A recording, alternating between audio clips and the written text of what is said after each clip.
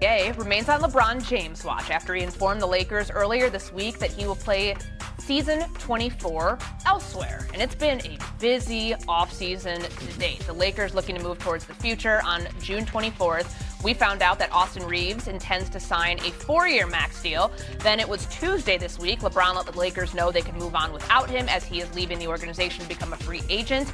And on Wednesday, the Lakers made a flurry of signings and trades, most notably trading 2 first-round picks and throwing in 2 first-round pick swaps for Utah center Walker Kessler. We bring in our guy Joe Fortenbaugh into the mix with Kendrick Perkins and David Dennis Jr. So it's currently constructed. There's no audience. Hold on.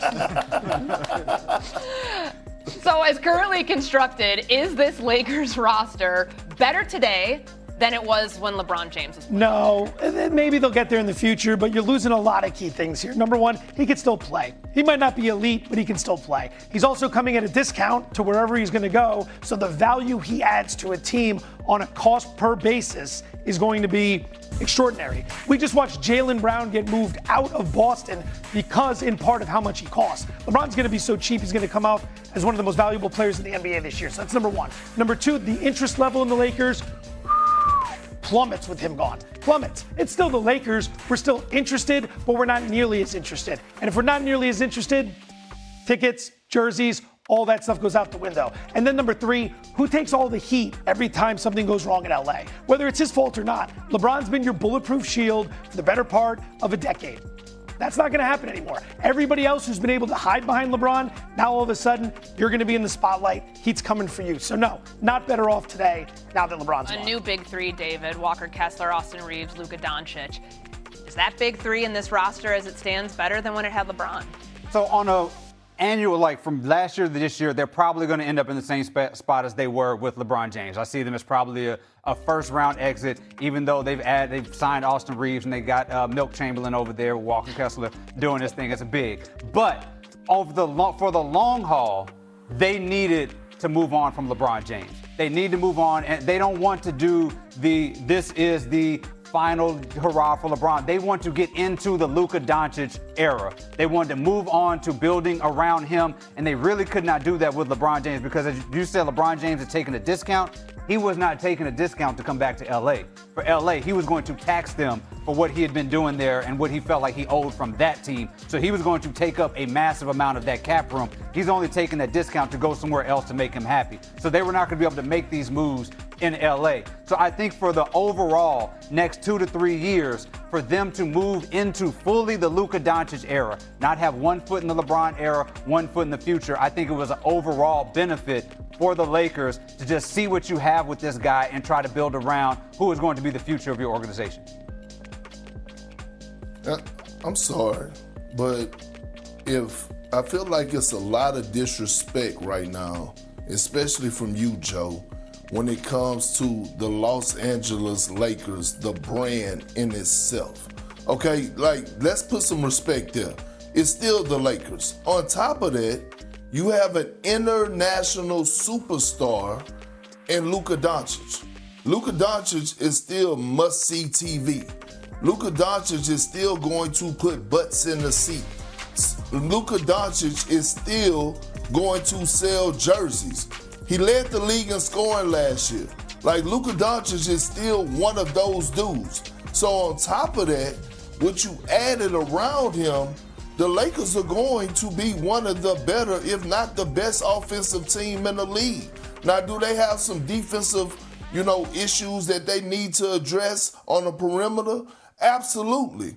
But they got better with Walker Kessler. Walker Kessler was one of the best lob threat guys in the league last year. And I know a lot of people out there didn't get an opportunity to see him because he was playing on the Utah Jazz, and the Jazz didn't have a lot of national televised games. And he only played 5 games. No one saw him because he only played 5 games.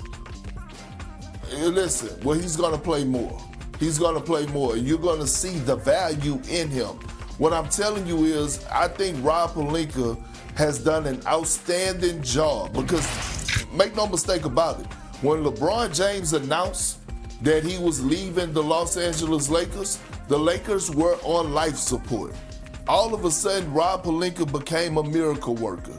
And when you think about them getting Sandro Mamu, I'm still trying to work on the whole pronunciation of his name. Season don't start to October. Take your time. No, I ain't, we don't have enough time in this show for me to pronounce his name, okay? This is gonna have to be a 2-3 week process. That's first and foremost. But when you think about what he did for the Toronto Raptors last year, he's one of the best shooting bigs for a stretch in the floor.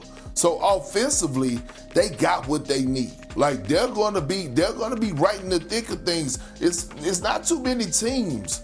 Obviously the Spurs and OKC. After that, we can't just say that the Denver Nuggets or the Minnesota Timberwolves or the Houston Rockets are just better than this team, the Los Angeles Lakers, with a healthy Luka Doncic. Problem was, you had defensive issues prior to everything that happened this offseason. Then you went out, you gave up a bunch of assets, you spent a bunch of money, you still have defensive issues. And in the modern NBA, your offense is your floor. Everybody can score in the NBA right now. The team that ranked dead last in scoring this season would have been top 5 in scoring 10 years ago.